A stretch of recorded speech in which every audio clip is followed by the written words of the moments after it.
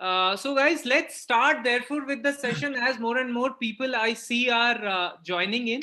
I asked you what were your favorite moments. I would want to mention what were mine. And I just picked up some of the famous lines spoken by the speakers themselves. I remember Anand, CFO VMart season 1 episode 6, saying to my scare, if you're not adding value, you're adding cost. And that's so true. Like Bhavna was also mentioning about the uncertainty. Saurabh mentioning emotional intelligence is the difference that makes the difference. And as he rightly mentioned, most CEOs are finally chosen for emotional intelligence much over their IQs. Sonal mentioning 10% conflicts are due to difference in opinion. 90% are due to wrong tone of voice. I remember the session on conflict resolution. Deepak, like Bhavna mentioned about networking, mentioning how many people can you call at 3 a.m.? It's called the 3 a.m. network who are not your family members. And you know they'll pick up the phone and are ready to help. That maybe is a true benchmark of your network. That was season 1. Season 2, of course, growth mindset is what we started. Don't tell your child she failed, Charanya said. Tell her it's not yet. A lot of times we tell our children, we tell our friends, our colleagues, oh God, I think it's not great to fail. But can we change that to not yet? Is something that she opened her eyes with. Ketan, a life coach and people head for Entomojo, spoke about writing your goals increases your chances of achieving it 5 times. The session was on goal setting. Simin, when we were discussing about cracking interviews, spoke about the fact that how important listening is. In fact, it's more important than speaking in an interview. A lot of times we feel we are here in an interview to speak, but that's not the case. And finally, first week of October, we ended with the session on relationships from Vineet, a famous filmmaker, who said, "मुश्किल को समझने का तरीका निकल आता, तुम बात तो करते, कोई रास्ता निकल आता." And thus we move to the first session, as Ganesh rightly mentioned, conquering YouTube. We would want to start with a poll, and I would request admin to put the poll up for all of you to see, which is the first poll, which would also give us an idea on where are you on your journey for social media, or for that matter YouTube, overall as a channel. Can we have the poll on screen, please? Okay, so just a quick check. I hope you can see the poll on the screen, a yes or a no. Great. If you can see the poll on the screen, we have about 30 seconds for you to answer the poll. There are 2 questions. First is, how did you find out about this session? Very simple question. This was it through an email, Facebook, Insta, LinkedIn, through YouTube, through your friends, or through WhatsApp? Second question, and to a larger interest to Ganesh also, what's your objective for attending the session today? Is it that you have a YouTube channel already? You want to grow your subscribers? You don't have a channel, want to build one? You want to learn about YouTube in general? You follow Ganesh or Don't Memorize, or you follow Cracked or me, and therefore you want to attend the session?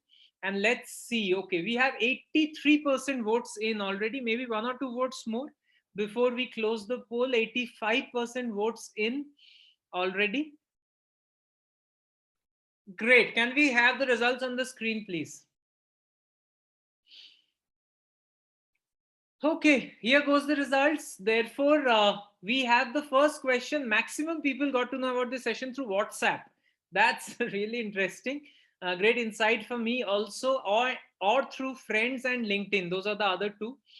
Ganesh, to high interest to you, most people want to know about YouTube in general. 40% people say that they want to know about YouTube, and 31% people, next highest, say that they don't have a channel and they want to build one right from the scratch. 12% people, about 5 of them, want to grow their channel, and 7 of them are following either you or the Cracked platform right now. So that's the breakup. I think I will be projecting my screen again to take the session forward. And here I will hand it over to you, Ganesh, with a very intriguing question, because I had the question most in my mind. Yeah. Why is it so important to have a channel, first of all? And secondly, when you're having a channel, is it important to answer a very important question of why the channel in terms of a purpose that needs to be driven? Over to you, Ganesh. Thanks, Debojit. I think the mix is pretty interesting, and hats off to the 40% of the people who are spending their Sunday afternoon just to learn about YouTube. That's very interesting. So, but I think the first slide, right? The question is very important. Like, why should you really say, if once you have your YouTube channel, should you know why you're creating content? So I feel instead of really looking for the hacks or the tips about how you really have to grow your YouTube channel, this is one of the most important questions every channel creator, should really ask themselves. So and most people, when I tell them that, hey, you need to know your why, you need to start with why, they assume it's very philosophical, that you need to know your purpose, you need to probably understand what kind of impact you are having on your subscribers. I would say it's not philosophical in any way. This is absolutely necessary. So if you're planning to have a channel, or if you're planning to grow your channel, you really need to know the purpose of your channel. And an example that I give people is like, if you assume that, hey, you are, let's say you're good at cooking, and you want to start a channel which teaches people how to cook. So what would your why be? you know Most people tell me that, hey, I'm creating these videos because I just enjoy doing it. I enjoy cooking, I'm pretty uh, good at it, and I know quite a lot of recipes, so which is what I want to share with the world. So that why that we just heard is not good enough, because that why should not be about you. That why should be about why you're creating the channel for your subscribers. So a better why, for example, would be, I want to start a cooking channel to help millennials create amazing dishes really fast, right? So maybe something that teaches them, because they don't really have time. So you are helping them save time with your cooking tips. So that's a real why, because you have your goal there. So at the end of the year, if 500 millennials tell you that, hey, we've learned a lot and you've to help us save a lot of time, that's a good enough why. So that is something that will make you happy, and that is something that will help you survive and grow your channel. And the next slide, this is something that is very interesting. So there's this person on Twitter, and he has this page called, his name is Jack Butcher, and he has this page called Visualize Value. So I want everyone to just focus on this graph for about 30 seconds and try to see what you really understand. Some people take time to figure out what this chart really means, what this graph really means. And this graph has so much meaning, which I'm going to tell you about, that it has changed my perspective towards how you could really grow your YouTube channel. So when you start a YouTube channel, the initial journey is phenomenally difficult, right? So your first 5 to 10 years, that's a pretty long time. It's going to be supremely difficult, to grow your channel. So most people keep working hard, keep working hard. They don't see growth in the initial phase, which is what this chart says. And just before it is about to pick up, people think what I'm doing is pointless. I've created like so many videos. What is really happening? I'm not getting views, I'm not getting subscribers. I feel this is pointless. Whereas if they would have just stuck around for probably half a year more or 1 year more, they would have seen exponential returns. But 95% of the creators give up at this stage, wherein they think I've spent 3 years, nothing is happening, I have to give up, even though the content is good. So you will survive this only if you know your why. You will reach the exponential stage only if you know what you're doing, only if you know what your purpose is. And I'd like to quickly share my screen, if that would be possible. I really wanted to share something with my subscribers. Of course, of course. Yeah. I wanted to actually share my analytics with the audience here. That would be amazing. Yeah. Can you see my screen, Debojit? Yes, clearly. All right. So I wanted to share my analytics, the Don't Memorize channel analytics. And I started off in 2015, right? Jan 2015, and looked at the viewership initially, right? I get like 50 views a day, 60 views a day, then 34 views a day. And this, it's still a 3-digit number for a very, very, very long time. Now, when you look at these numbers, the feelings that I had at that point in time, say in June 2015, is like I was completely demotivated. 6 months down the line, I thought, am I doing the right thing? I'd uploaded quite a few videos, but I was not getting a good response. Slowly, of course, they become like 4-digit numbers, but still 5,000 views a day is not good enough.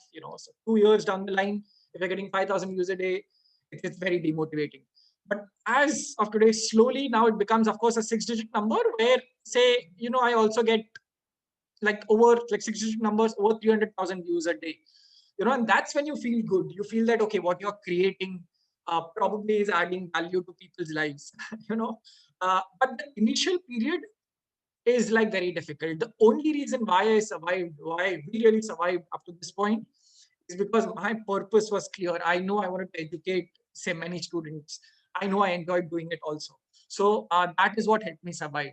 So I'll just stop sharing my screen, Debojit. Yeah.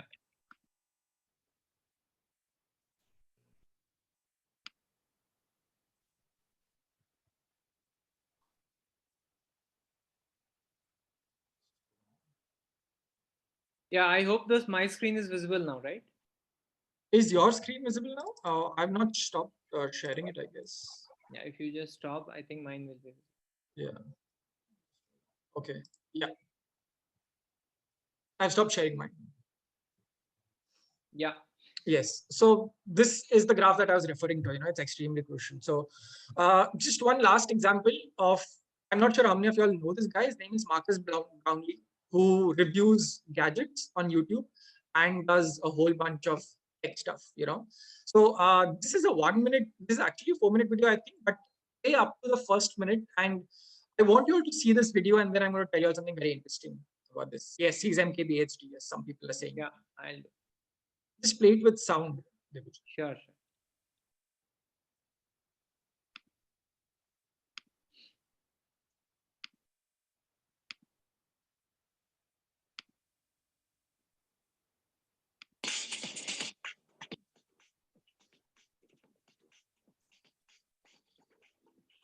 You have to increase the volume, I think.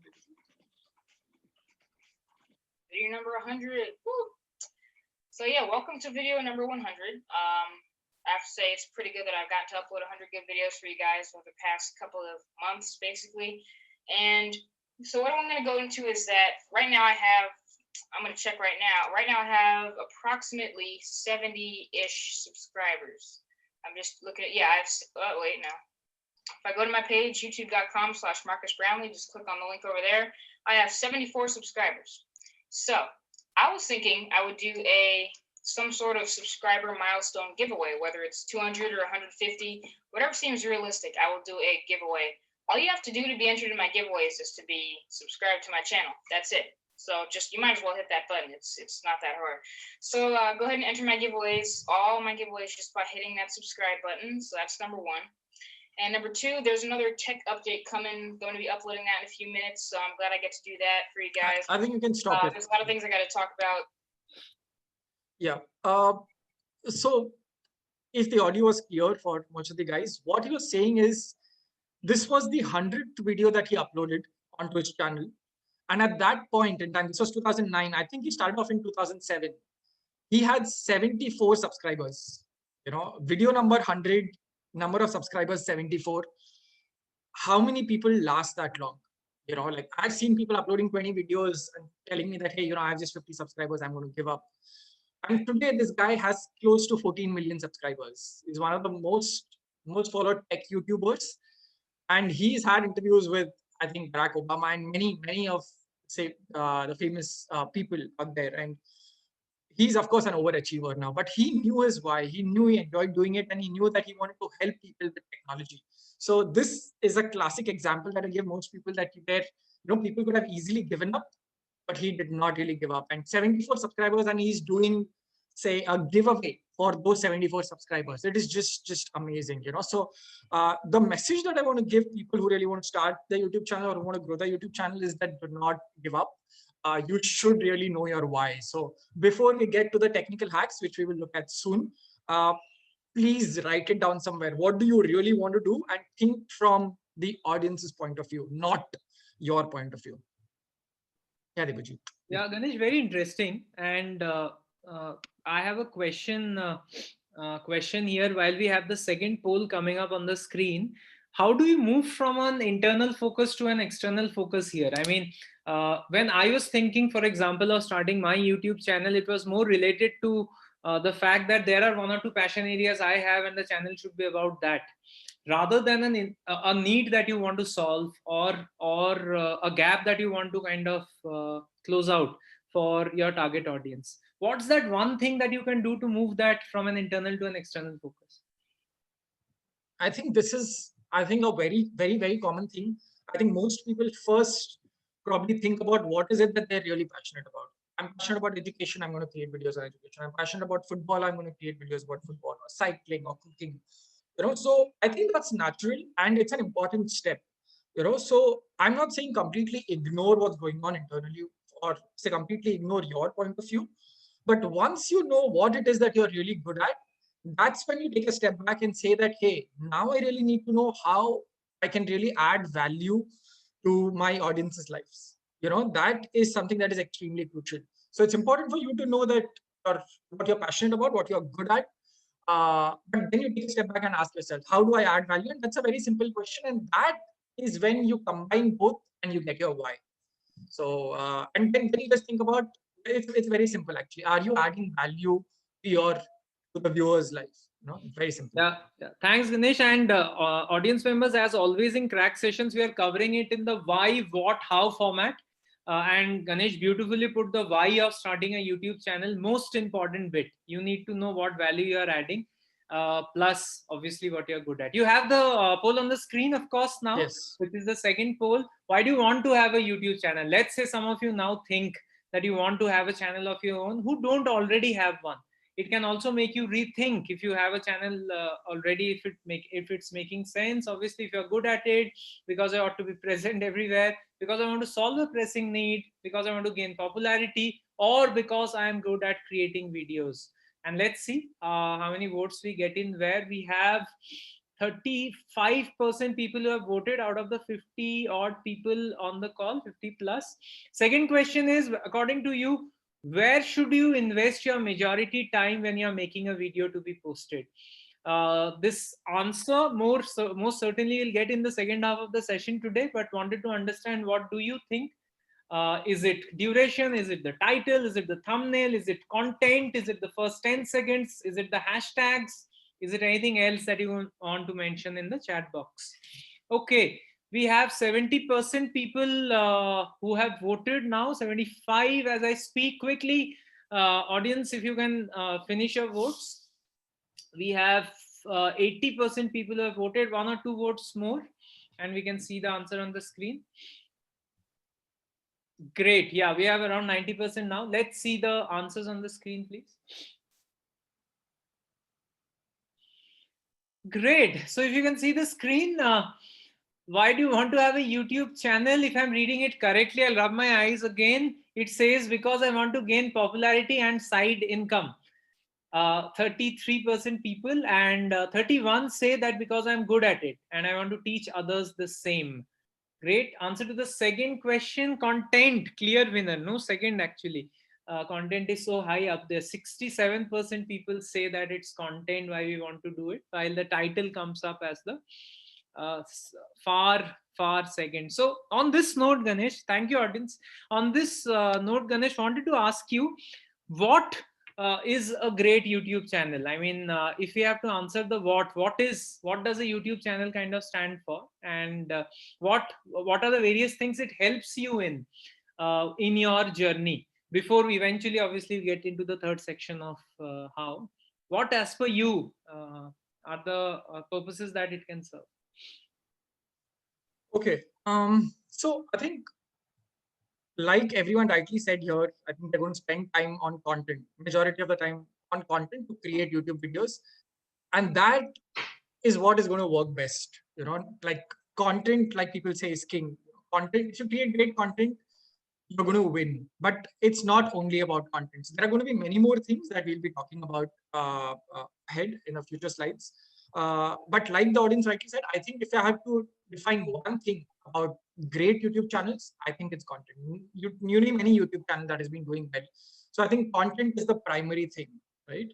The second thing that I wanted to talk about here is the question is like, again, why would people want to create a YouTube channel? Right? So many of us here, I think, would be in jobs, we would be working somewhere. Some of us probably are freelancers. Some of us probably have their own startup. I think irrespective of what you're really doing, you really need to build your presence somewhere, on some social media platform. And we're going to look at which social media platform is really good. That's where I'm going to give ideas. I'm going to talk about YouTube here. But some people have asked me, why should we really have a social media presence? So, I think about 40% of the people said, I'm just here to learn about YouTube. I would urge them to reconsider, because nobody really knows about the future. Nobody really knows how the tech world is really advancing. None of us really know if you're going to have our jobs in the future, whether the companies are going to survive, the companies that we are working at. So it is absolutely necessary for everyone here to start something on this side if they really want to build their brand, and it really helps them build their brand, and eventually it will help them gain popularity. But I think 30% of the people here said popularity and income in the future. So if the question is, should we really be there on social media? Do I really need to have a YouTube channel? Come on, I really don't want to have it. I'm not good at it. Reconsider it, because you probably need something on the side that will help you progress in life. So that's what I wanted to say when say you build a brand. And now the second question, when people ask me, about what is, like, should I write blogs? Should I conduct podcasts, or should I just create videos? Why should I create videos? I'm good at writing. So there are a couple of things here. I'm not against writing or against audio podcasts. But what we all really need to understand here is that video, right? Video is the medium of the century. And I'm going to tell you why in the future slides. But most people that are using social media platforms are consuming video. Okay, I don't really have the percentage data here, but if you ask people generally that I want to explain a concept to you, or you want to understand the concept, what medium would you really prefer? Would you like to read a long form article? Would you like to listen to an audio podcast, or would you like a video? I think most people will say video, right? So what should I really create? Video, text, or audio? Video is what is working. Okay, but that I don't mean to say that only video is working. So if you're good with word, of course you can use Twitter. If you're good with long form articles, you can switch to blogging. And audio also is not bad. But what is going to work most is video. Your chances of success are just higher. Yes, Debojit, if you can move to the next slide. So I wanted to tell you a few advantages of say we should really go ahead with video. And what should we really create? Why video? So people say like a 1 minute video is worth close to 1.8 million words, and that's because visuals really help. One picture, which is just beautiful and describes something that can be described in say 10,000 words is enough. So 1 minute video is helping you probably teach content that is full of 1.8 million words, right? And we all know that the brain can process visuals faster, as data says 60,000 times faster than text. And whatever information we have in our brain, whatever information we consume, 90% of it is visual. That's where majority of say the information is held in our brain. So the visual aspect is extremely important. What should you create? Video, text, or audio? If you are not say certain, just go ahead with video. That's what will help you. The chances of success are just higher, and which is why we are talking about YouTube, which is the best platform that will help you reach out to more people. Another question I get asked about what, Debojit, is, I want to be a content creator, but I don't really know what kind of content I want to create. Second, I start creating content, and then I just don't know what kind of content I should keep creating for the future. I think I'm going to run out of ideas. So what should I really create? What should I do to generate ideas? And this was a very important learning for me, and I got it pretty late in my life. It was just last year. When I started reading a lot, when I was very active, say on Twitter, I was following a lot of people who are a lot of intelligent people. And that's when I realized that people who are accomplished, people who write also do not share original ideas. So this is a very important quote. When artists are asked, where do you get your ideas from? An honest artist will always say, I steal them. So 95% of what is written is not original, right? If anybody thinks what they're creating is original, they probably just don't know the source. So the best way to generate ideas is to keep looking for content, modify it based on what you think is best for your audience, and just put the content out there. So all the content is there. You just have to make sure it reaches your audience. So in short, yes, steal ideas, modify them, and make them better. So this is a simple flowchart that we have. You just keep looking for ideas. Is the idea worth stealing? If the answer is yes, you move on to the next thing. Is it worth stealing? Yes, keep going. If it's not worth stealing, you keep. So this is a cycle that you follow, So you just have to keep looking around, keep listening to people, keep reading more, and you have ideas which say you share with your audience. So if the question is what content do I create, I'm not really sure, Ganesh, if this is going to work. None of the ideas out there are original. And one example that I wanted to give here is last year I attended this very important workshop, and somebody used this line saying that play long-term games with long-term people. That is what will help you become successful in the future. And I thought, wow, like what a line! Like how do these people come up with such lines on the spot? And then I realized that this idea was out there probably 5 years ago. I read the exact same tweet, and that's when I realized that this guy has picked it up from there. So just remember, none of the work that you're seeing out there is original. So be confident. Just look for good ideas. If they're worth stealing, modify them and share it with your audience. So that should answer your question about, say, what content should I really create? Very interesting and very path breaking in a way, Ganesh, to kind of publicly talk about the fact that all ideas that we have, or in fact majority of them, are stolen. And are you suggesting that then that gets kind of modified in a way to which brings in your own flavor and then put out in the open, or it's just reproduced in a way however it was? I think I have seen people use the same line. Okay, I have seen, and quoting the original author, which is fine, which is still content. So if I say whatever, play long-term games with long-term people, a quote by whatever, whoever person, which is fine. So that's still content being generated on my channel. And for people, who've not read that before, it's still knowledge. So they like it. Okay, so they'll feel that, okay, this is great. Ganesh shared this, which was shared by someone else originally, which is fine. But what is better is if you adapt it, to what your audience really wants. This was just a one-liner, but let's say when it comes to a video, of course, if you see something interesting, you add more lines. You could change the conclusion. If say I read something interesting and my audience is full of students, I will probably get the exam or the learning angle into it when it comes to my conclusion. So that's how you modify it. So I think both are okay, but modifying would be better for your audience. Fair. So we started getting some questions, Ganesh, before we move to the last section of the session, and I would read it on their behalf. Palak is asking, how important are hashtags when posting videos? So if I have to talk specifically about YouTube, hashtags I think are important. I'm going to talk about the technical things, say, in the future slides. But on YouTube, yes, not as important as hashtags are on Twitter, but they're still important. They help with discovery. So one important hack here, many people don't know, is that if you you're allowed to add 3 hashtags onto, say, a YouTube video, and you do that by adding the hashtags to your description. So once you say note those 3 hashtags down in the description, next to your video title, those 3 hashtags automatically appear and help you with discovery. So a lot of people don't know this. So this is like a technical hack. Whether it helps, of course it helps, but it's not crucial for YouTube is what I would say. Interesting. Thanks, Ganesh. Kalpana asks how many tags we should put in a video, because I've heard after 6 to 7 tags, they don't work. All right. So I think what Kalpana is probably asking about is tag words. And I'm going to talk about tag words in the future slides, Debojit. So I think I have an interesting example to share. So I'll just... Sure, done. Aman is asking, Ganesh, how do we decide to attract our customer if it's a FMCG product example?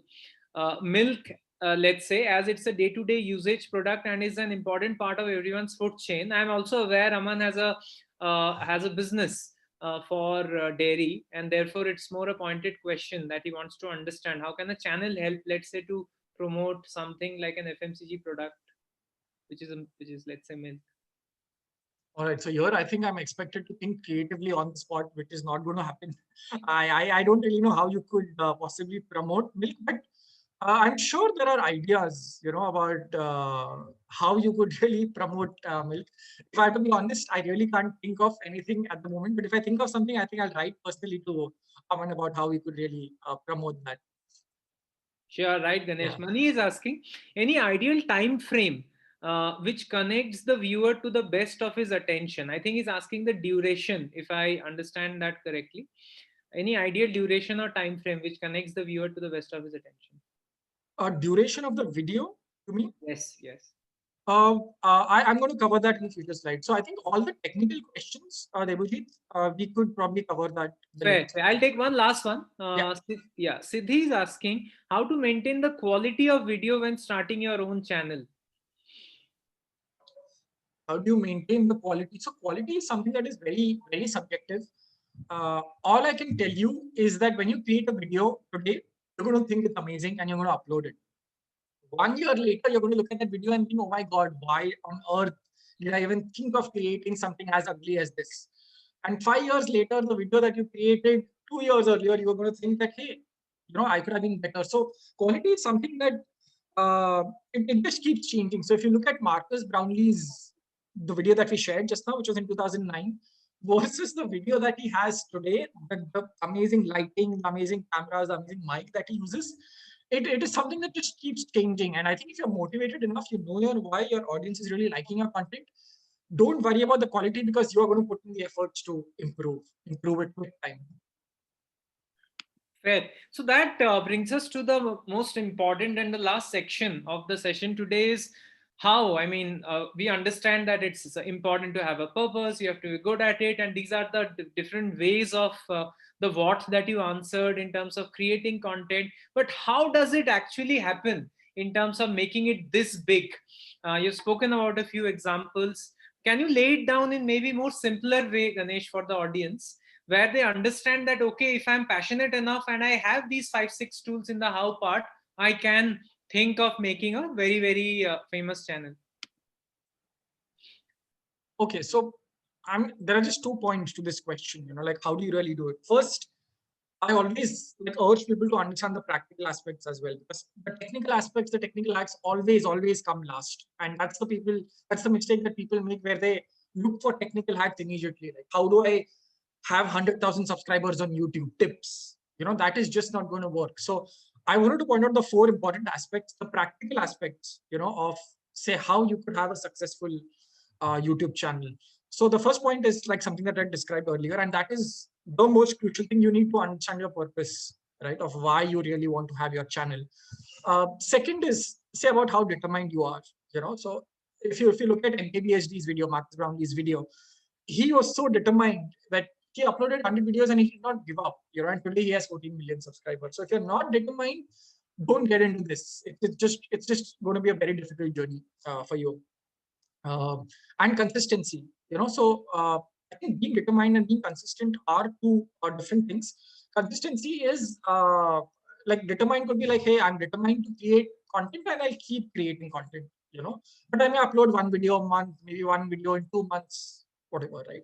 Consistency is like, hey, no matter what, I'm going to tell my audience that every 15 days you're going to get a video from me, and you keep doing that for 2 years. That's consistency, and that's not easy. So consistency also is like extremely important when it comes to say having your YouTube channel.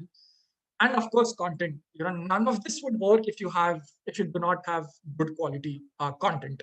And I think content is also, just like quality, something that you keep improving. So I think these are the 4 practical aspects that you need if you really want to have, say, a successful YouTube channel. And now I want to probably get to the technical hacks. And this is what most people are looking for, I think, in this current audience.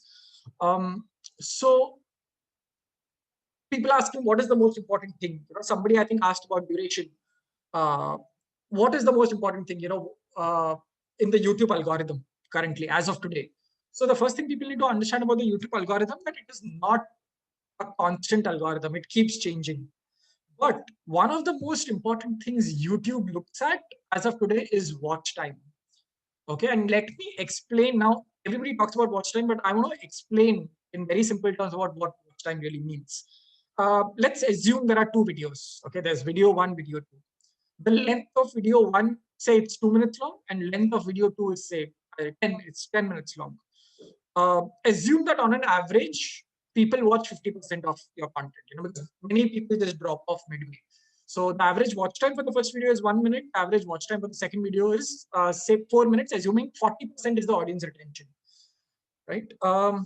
So the views, let's say video one gets 100,000 views, but video two has only 50,000 views. But if you multiply the views with the average watch time, you get say 100,000 minutes of watch time for total watch time for video one and 200,000 for video two.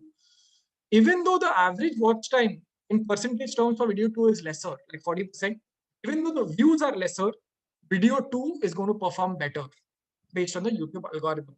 Now, if this is too mathematical for people, please take a screenshot. You all will understand it next time. But the only thing here YouTube is really going to compare is the total watch time, like 200,000 minutes of total watch time for video two. Okay, even though the audience retention percentage is lesser, the views are also lesser, it's going to promote more. Why? The reason is simple, because YouTube wants people to remain on the platform for a longer time. So watch time is an extremely important component here, but do not make the mistake of forcefully increasing the video length. When YouTube said that, sorry, YouTube did not say it, but there were rumors in between that YouTube is promoting videos which are longer than 10 minutes. You're not going to believe what happened, Debojit. Some people had like videos which were 8 minutes long, but for the remaining 2 minutes, they had nothing on the screen. So just to cross the 10-minute barrier, they just added 2 more minutes of nothing in the video. A lot of people started doing this. And surprisingly, those videos were getting views. So people were again concerned about the YouTube algorithm. But I don't think any of us should try those games. So do not forcefully increase the content. If you think 2 minutes is great, just keep it at 2 minutes. I think you will do well.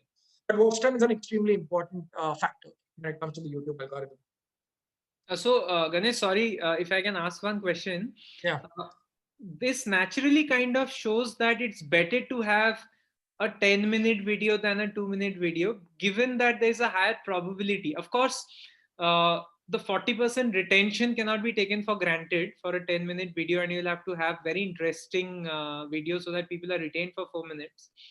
But if both videos are equally good, do you suggest that it's better to have a slightly longer one? No doubt about it. Just have a longer one if you think it's doing justice. So if I want to explain, I don't know, how to cook a particular dish, right? And I'm going to finish it in 2 minutes, right? There is no point in taking it up to 10 minutes, like slowly adding the ingredients or just keeping text for 30 seconds on the screen. It's just not going to work. So if something is workable in 2 minutes and it's something that works for the audience, just keep it at 2 minutes. But if you think it's going to do justice and both are equally good, like you're saying, of course, just prefer the 10-minute one. Got it. Right. The next most important thing is, of course, the thumbnails. So for people who don't know what a thumbnail is just an image that describes your video, right? It's a beautiful image. It should be a beautiful image that describes your video. So if you're looking at this thumbnail, right, this is an image that YouTube gives you this option to upload a thumbnail. And just look at this image, for instance, right? So it tells you, this is also going to have a title with it. So it's going to tell you what dish is being cooked.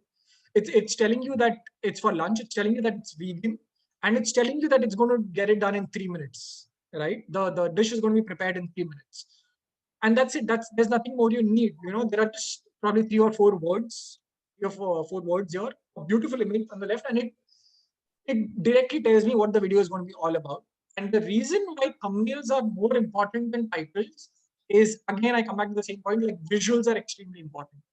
Like if you look at the thumbnail and a title, most people will just look at the thumbnail, right? Because the image is beautiful. So have beautiful thumbnails. Like there are a lot of sites out there where you could create customized thumbnails. So don't worry about how you could create thumbnails, but just remember thumbnails are a very important say factor in terms of your channel growth.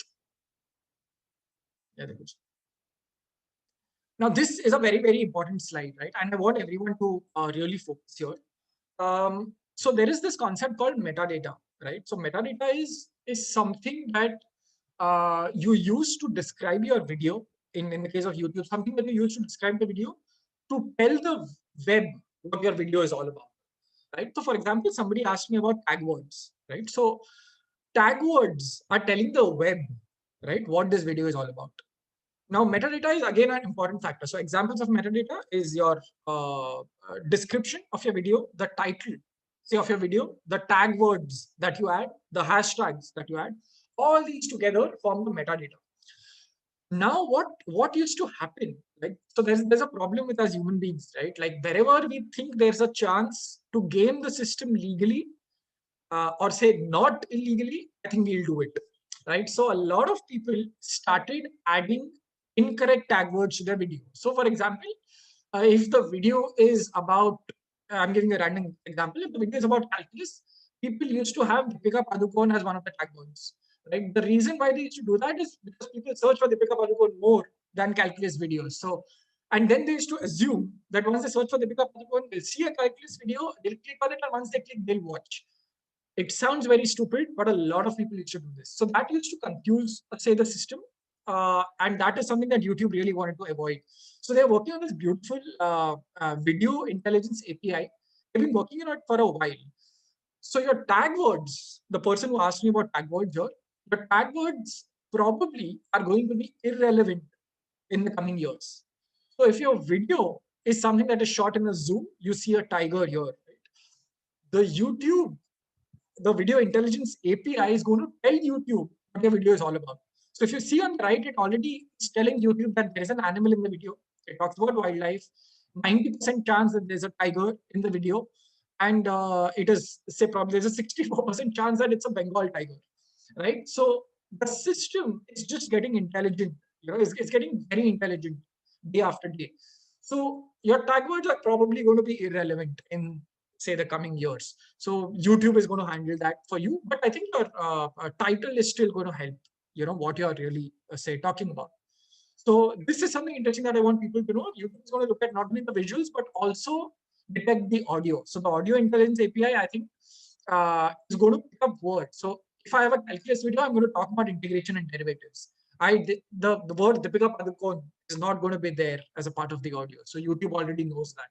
So just remember your metadata, don't try to, say, fool the system by adding false metadata to your videos.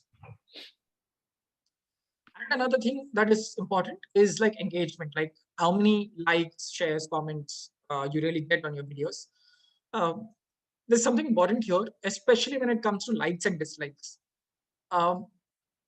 One important thing, like a fun fact that I wanted to share with everyone was that all these things, right, like, share, comment, they have particular value in the algorithm. So for example, let's say like has 1 point, comment has 2 points, and share has 5 points, right? So every time a video is liked, okay, 1 point is added, which means YouTube, the algorithm, is thinking of pushing the content onto other people. If people have commented, it means people are putting in efforts to type something, which means people really like it. So I'm giving the video 3 points. Let me push it a little more. Share has generally maximum value because people are, when people really love something, share it with the world, right? Share it with their friends and family. So sharing has maximum value, right? But the fun fact to note here is that a dislike button also has the same value as much as a like button. Okay, now people think, okay, videos are being disliked, like it means the video is not good, right? But YouTube doesn't look at it that way, right? What YouTube really wants is engagement. YouTube wants people to play with the platform.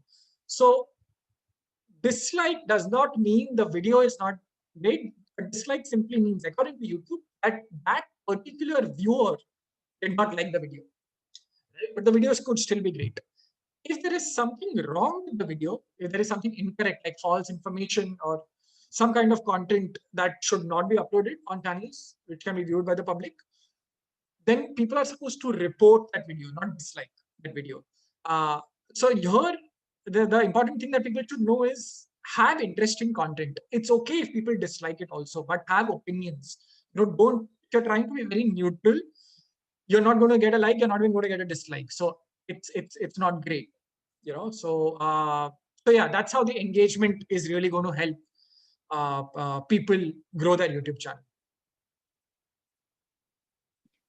Ganesh, I have an interesting question here. I remember the recent YouTube videos of movie trailers were getting a lot of dislike, especially after the death of Sushant. I remember this Sadak 2 movie got millions of dislikes, and there was a social campaign on it. Are you also saying that in that way also it got kind of famous through the channel, or got kind of more engagement through the channel because it was getting so many dislikes?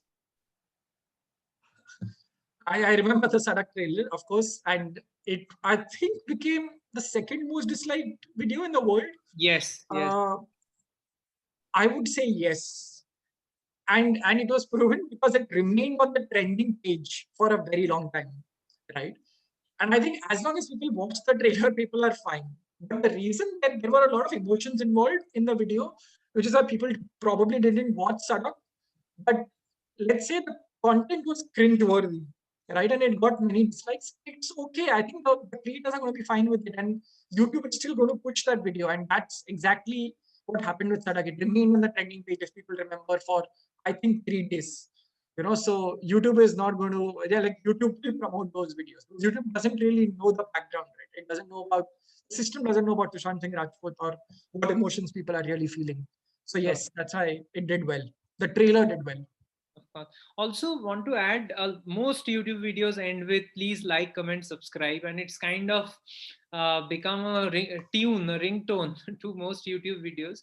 Is there a way to still avoid it and kind of get results? Of course, if you're good, people now know that you have to kind of like, comment, subscribe, but it's just there in 9 out of 10 videos, which are especially coming from a channel. What are your suggestions if you want to avoid that?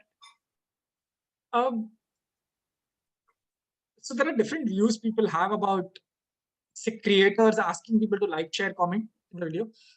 Like similar to what you said, I would not prefer that, because people really know at the end of it. But I have worked very closely with the YouTube team. I know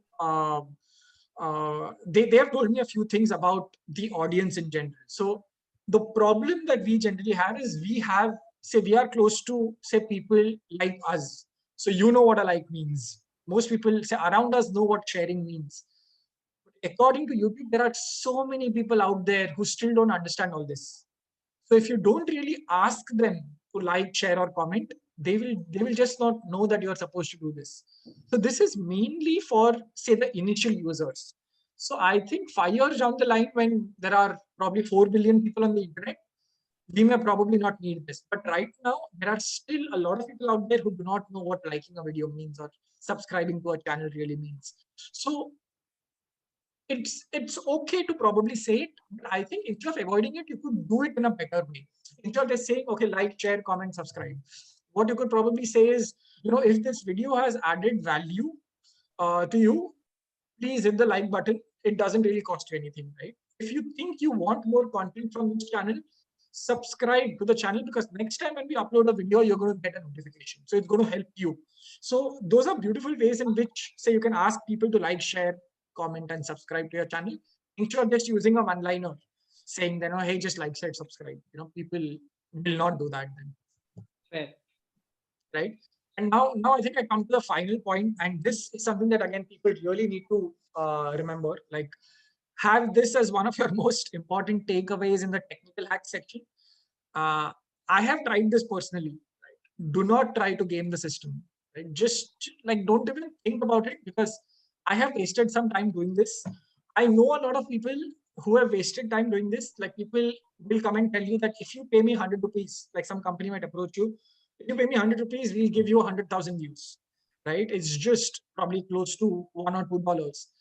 And I've seen people paying money, and these are clicks by bots.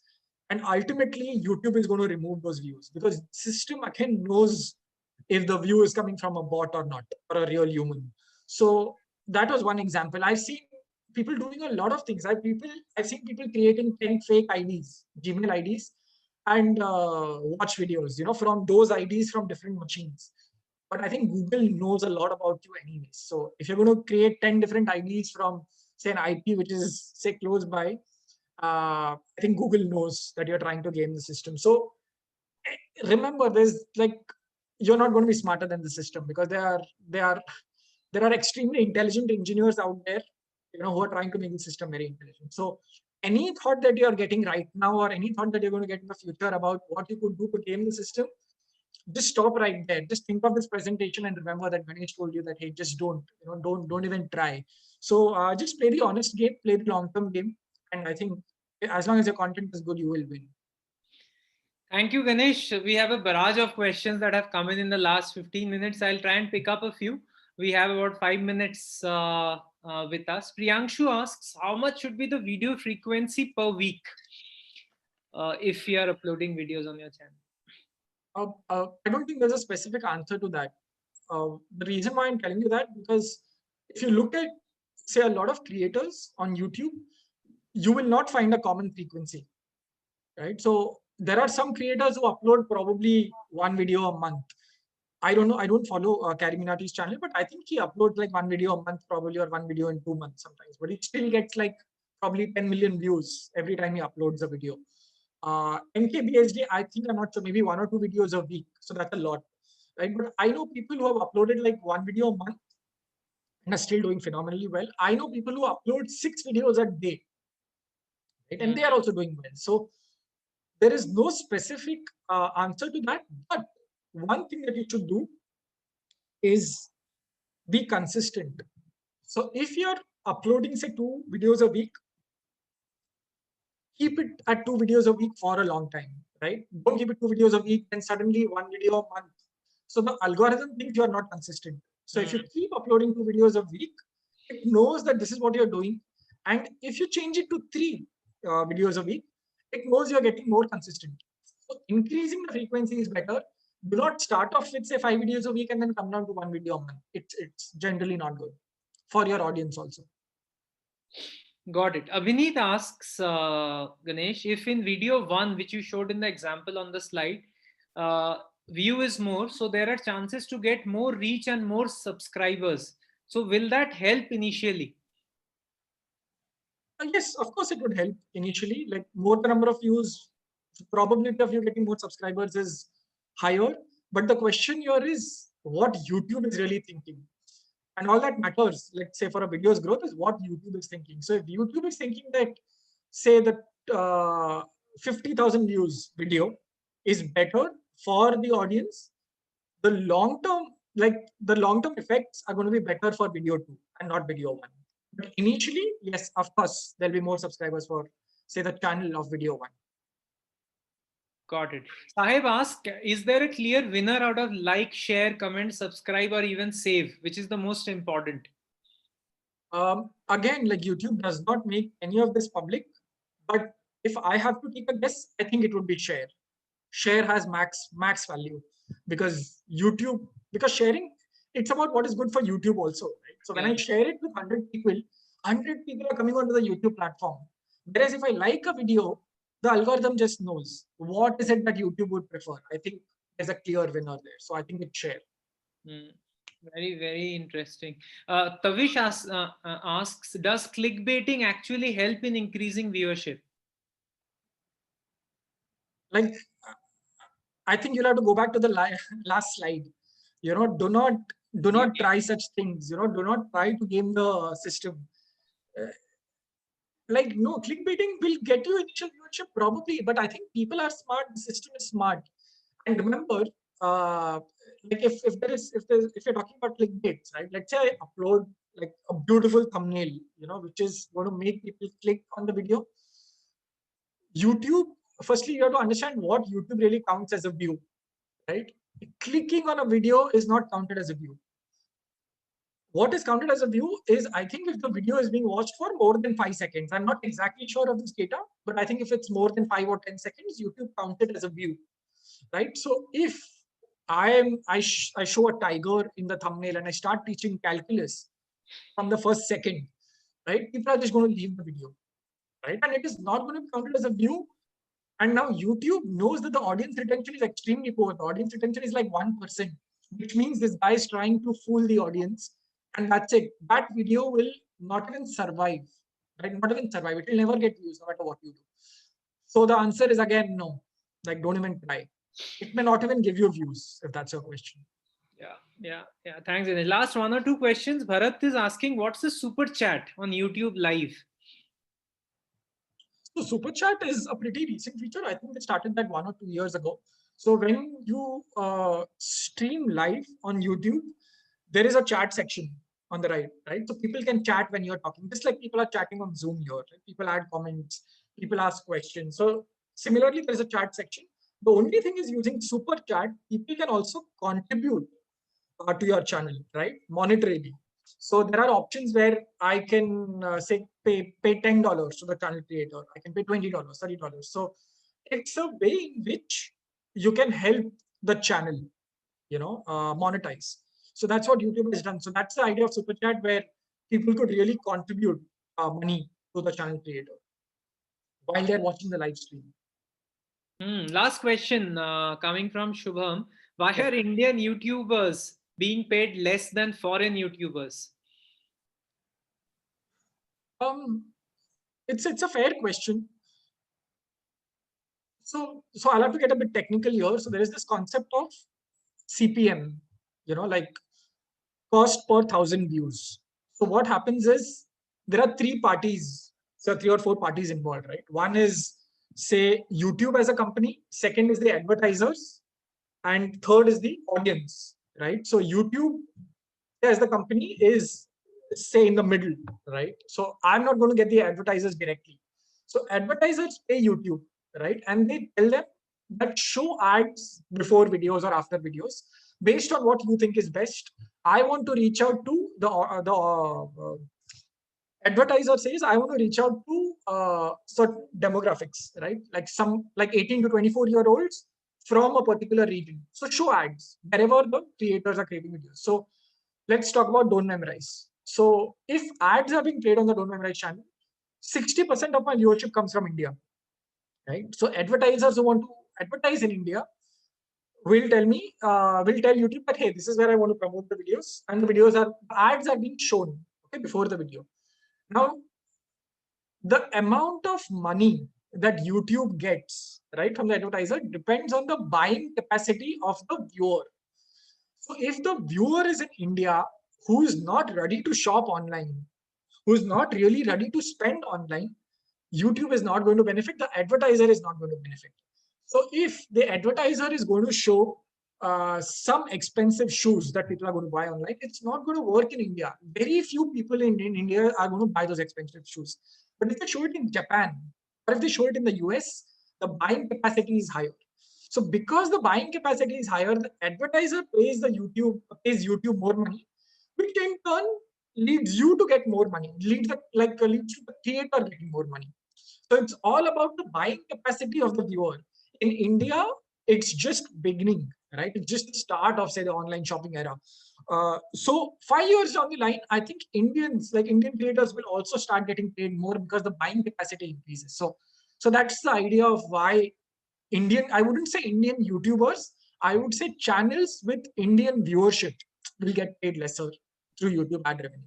Because Indian YouTubers could also, for example, 20%, 15 to 20% of my audience is in the US.